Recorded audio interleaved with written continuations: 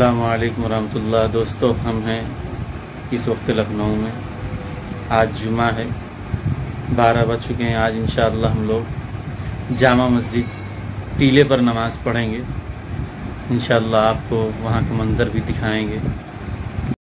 जुमा की सुन्नतों में से एक सुन्नत ये भी है कि जुमा से पहले खुशबू का इस्तेमाल करना। हम जुमा के लिए टीले वाली मस्जिद निकल चुके हैं और आप गोमती नदी का नज़ारा देख सकते हैं। हम इस वक्त बाइक पर हैं और हमारे साथ ये मौलाना रशीद आलम साहब नदवी हैं जो अभी सऊदी रियाद से आए हैं।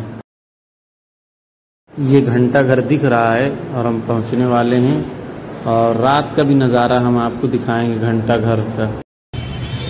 इस वक्त नाजरीन हम टीले मस्जिद आ चुके हैं। अब गेट के अंदर जा रहे हैं।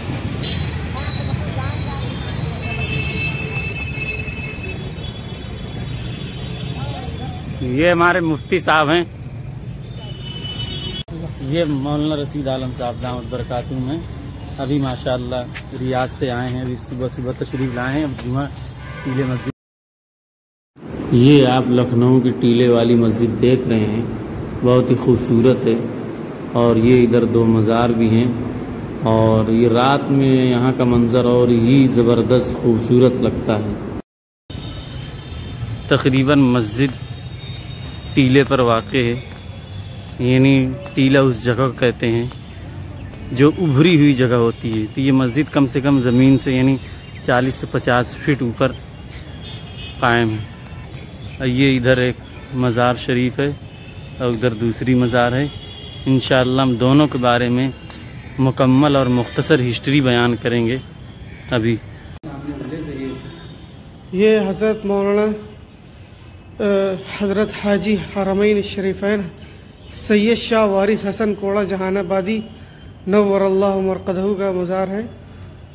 नाज़रीन, आज हम टीले वाली मस्जिद लखनऊ आए हैं और वहाँ आपको दो गुंबद की शक्ल में मज़ारें दिखेंगी। एक गुंबद शाह वारिस हसन साहब का है, दूसरा पीर मोहम्मद साहब का है। और हम बताते चलें, पहले हम इस वक्त मौजूद हैं आपको शाह वारिस हसन साहब के मज़ार पर। ये आप देख सकते हैं हज़रत मौलाना हाजी हरमैन शरीफ़ैन सैयद शाह वारिस हसन साहब कोड़वी। ये रहने वाले जहानाबाद ज़िला फतेहपुर के हैं। और इनके बारे में मुख्तसर ये बता दें कि इनकी विलादत 1282 हिजरी में हुई और जहानाबाद कोड़ा में हुई। और इनका जो नसब यहाँ मिलता है सैयद कुतुबुद्दीन सालार बुड रहमतुल्लाह अलैह पर जा पहुँचता है। उसके आगे हम देखते हैं तो इनका नसब पहुँचता है इमाम ज़ैनुल आबिदीन आरिफीन ताबईन, जो इमाम हुसैन रज़ियल्लाहु अन्हु के बेटे लफ्ते जिगर हैं। इमाम हुसैन रज़ियल्लाहु अन्हु के ख़ानदान के ये शाह वारिस हसन साहब। एक हम ये भी बताते चलें, फिर ये जो मज़ार शरीफ है आपको दिख रही है कि सैयद वाइद हसन, ये शाह वारिस हसन साहब के बेटे हैं, उनकी मज़ार है। और फिर उसके बाद ये जो दूसरी तीसरी मज़ार आप देख रहे हैं सैयद शाह फजलुर रहमान वाइज़ी, ये इनकी ये पोते हैं सैयद शाह वारिस हसन साहब के और सैयद शाह वाइद हसन साहब रहमतुल्लाह अलैह के बेटे हैं। तो हम ये भी बताते चलें कि ये टीले वाली मस्जिद कैसे आए, यानी इनकी पहले तालीम कैसे हुई सैयद वारिस हसन साहब रहमतुल्लाह अलैह की। ते इनके जो खलीफा ये बैत हुए, जो शागिर्द हुए, वो मौलाना रशीद अहमद गंगोही रहमतुल्लाह अलैह की ये खलीफा है, खलीफा मजाज हैं, उन्हीं के शागिर्द हैं। फिर एक बात और हम बताते चलें कि जो लखनऊ में एक हज़रत मौलाना शाह अब्दुल शकूर साहब रहमतुल्लाह अलैह जो शीयत के ख़िलाफ़ अपना परचम बुलंद किया और मुसलसल उनके ख़िलाफ़ एक तहरीक बुलंद करते रहे। और ये शाह वारिस हसन साहब, शाह अब्दुल शकूर लखनवी रहमतुल्लाह अलैह, दोनों दरसी साथी भी हैं।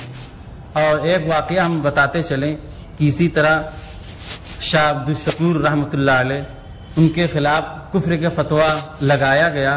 कुछ लोग इस्तिफ्ता के लिए फतवा दरियाफ्त करने के लिए सैयद वारिस हसन साहब रहमतुल्लाह अलैह के पास तशरीफ़ लाए। उन्होंने कहा कि आप ये देखिए ऐसा मसला है और कुफ्र का फतवा लगा रहे हैं। तो सैयद साहब शाह वारिस हसन साहब ने एक बात बड़ी ज़बरदस्त कही कि अगर मौलाना अब्दुल शकूर लखनवी को अगर कुफ्र काफिर करार दे दिया जाएगा तो इस पूरे लखनऊ में कोई मुसलमान नहीं रहेगा। तो अब आगे हम आपको दिखाएंगे सैयद पीर मोहम्मद रहमतुल्लाह अलैह की कब्र को और उसके बाद टीले वाली मस्जिद को भी दिखाएंगे। और एक बात हम और बताते चलें कि सैयद शाह वारिस हसन साहब रहमतुल्लाह अलैह ये कब यहाँ के टीले वाली मस्जिद आए।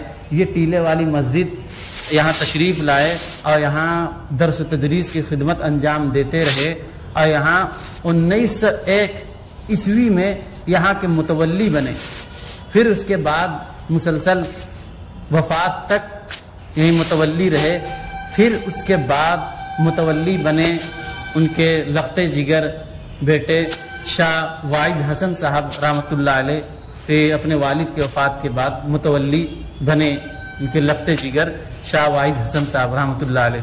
फिर ये 1989 में इनका इंतकाल हुआ। तो फिर उसके बाद फिर उनके बेटे ये सैयद शाह फजलुर रहमान वाइजी रहमतुल्लाह अलैह फिर ये टीले वाली मस्जिद के मुतवल्ली बने। फिर उसके बाद इनके मुतवल्ली मुसलसल बने रहे, अपनी वफ़ात तक रहे। फिर उसके बाद जब इनकी वफ़ात हुई तो फिर इनके बेटे फजल मन्नान वो इस टीले वाली मस्जिद के मुतवल्ली बने।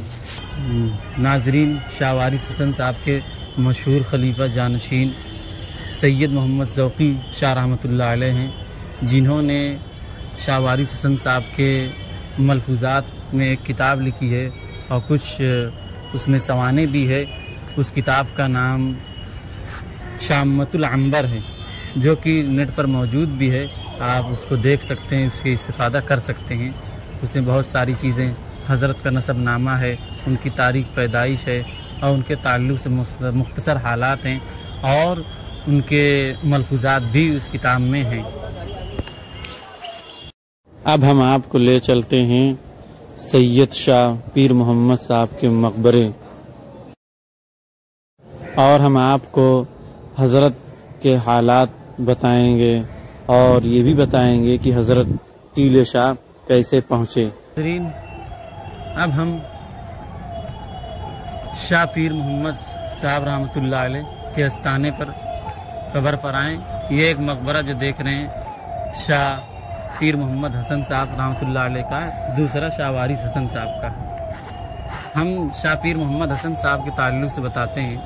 शाह पीर मोहम्मद साहब रहमतुल्लाह अलैह की तारीख़ पैदाइश 1619 ईस्वी मुताबिक 1027 हिजरी को पैदाइश हुई मौज़ा इटावा ज़िला जौनपुर में और ये उत्तर प्रदेश हिंदुस्तान में है वाक़ है। और हज़रत की जो वफ़ात हुई वो 1672 ईस्वी मुताबिक 1083 हिजरी को वफ़ात हुई। अगर सैयद पीर मोहम्मद शाह साहब के नसबनामे की बात की जाए तो पीर मोहम्मद शाह साहब का नसबनामा शेख अब्दुल कादिर जीलानी रहमतुल्लाह अलैह तक जा पहुँचता है। हज़रत की के बाद इन्होंने तालीम दिल्ली में भी, अजमेर में भी, हरमैन शरीफैन में भी हासिल की। उसके बाद ये लखनऊ शाह मीना मज़ार है, वहाँ पर ये मुसलसल रहते थे। फिर उसके बाद इनको एक फ़िक्र जागी और गुमती नगर लखनऊ के पास एक टीला है, वहाँ पर इन्होंने मुग़ल गवर्नर फ़िदाई ख़ान कोकक के हुक्म से ये टीले वाली मस्जिद तामीर की। देखिए, यूँ तो हम बहुत सारी वीडियोस देखे होंगे, बहुत सारे व्लॉग देखे होंगे, लेकिन हमको हिस्ट्री बताने वाला जो हकीकी में वो कोई नहीं मिला होगा। लेकिन हम बताते हैं ये टीले वाली जो मस्जिद जो असल बुनियाद जिन्होंने रखी है वो सैयद शाह पीर मोहम्मद हसन साहब रहमतुल्लाह अलैह ने रखी है। फिर उसके बाद एक ये भी बात बताते हैं हम आपको कि यहाँ एक दरसगाह, एक मदरसा था जिसमें 700 तलबा तकरीबन तालीम हासिल करते थे। लेकिन ये देखिए जब अंग्रेज़ इस हिंदुस्तान पर काबिज हुए और उसके बाद उनका नापाक साया हिंदुस्तान पर पड़ा, लखनऊ पर पड़ा, तो 1857 में जंग हुई, उसमें सारे तलबा और असातिज़ा शहीद हो गए। ये एक बड़ा दर्दनाक सानहा वाक़या है। फिर उसके बाद जो इदारा था, मदरसा था, उसको मिसमार कर दिया, मुनहदिम कर दिया अंग्रेज़ों ने। फिर धीरे धीरे फिर जब आगे ज़माना चलता गया, फिर सैयद शाह वारिस हसन साहब रहमतुल्लाह अलैह का दौर आता है, जिनकी वो दूसरी वाली मज़ार है। फिर उन्होंने इस मस्जिद के मुतवल्ली 1901 ईस्वी में बने। वो उनकी वफ़ात 1936 ईस्वी में हुई, तो मुसलसल वो इस मस्जिद के टीले वाली मस्जिद के मुतवल्ली रहे। फिर उसके बाद उनके बेटे फजल वाइज़ रहमतुल्लाह अलैह वो 1989 तक वो इस मस्जिद के मुतवल्ली रहे। फिर उसके बाद उनकी जब वफ़ात हुई तो उनके बेटे फजल रहमान वाइज़ी रहमतुल्लाह अलैह फिर वो इस मस्जिद के मुतवल्ली हुए। वो अपनी वफ़ात तक इस मस्जिद के ज़िम्मेदार रहे।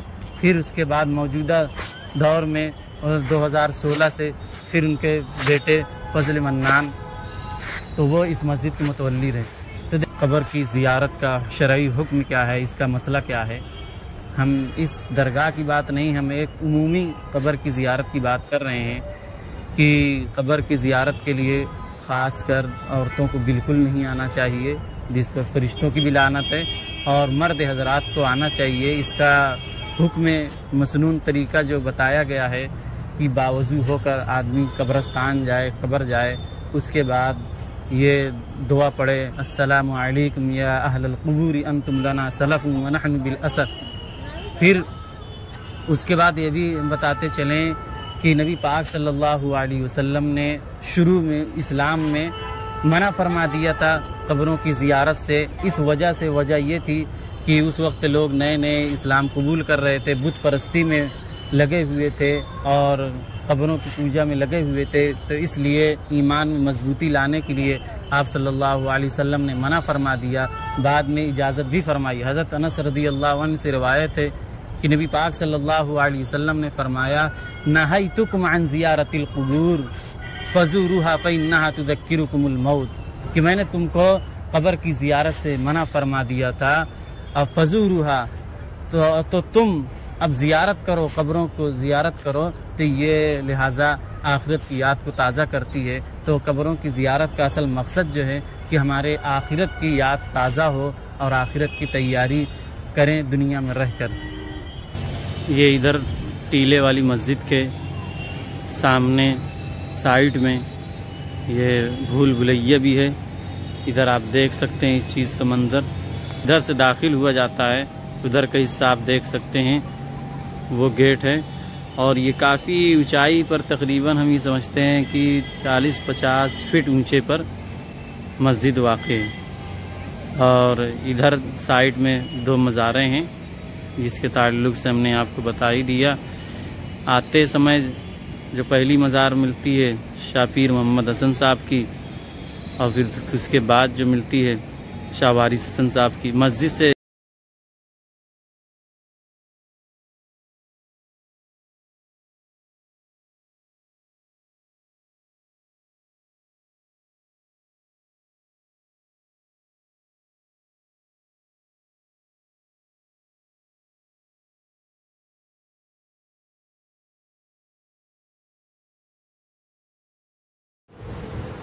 शाम के वक्त रात में कुछ देर हवा में बैठना भी हुआ, बातचीत भी हुई और मंज़र अच्छा लगा और देखकर खुशी हुई। लेकिन जिस चीज़ का हमें अफसोस हो रहा था बारहा, वो ये था कि औरतों का कब्रों पर जो हुजूम रहता था, जिसकी वजह से बहुत अफसोस हुआ।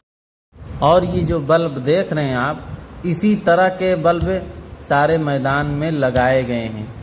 बहुत खूबसूरत नज़ारा दिखता है इस बल्ब की रोशनी से। कब्र के तरफ जितनी मर्तबा देखते अफसोस होता कि माँओं बहनों का क्या हाल है कि वो नमाज की तरफ नहीं कब्रस्तान की तरफ लपकती हैं। अल्लाह हिदायत से नवाजे। और ये रात में देखिए कितना ज़बरदस्त मंज़र है शाही मस्जिद का, टीले वाली मस्जिद का। और इसी तरह हम आपको घंटा घर भी दिखाते हैं। ज़बरदस्त नज़ारा है घंटा घर का भी, देख सकते हैं जैसा, बहुत ही खूबसूरत नज़ारा। ये मगरिब बाद का नज़ारा है, देख सकते हैं आप। आपको ये वीडियो कैसी लगी आप कमेंट करें, शेयर करें, लाइक करें, सब्सक्राइब भी करें।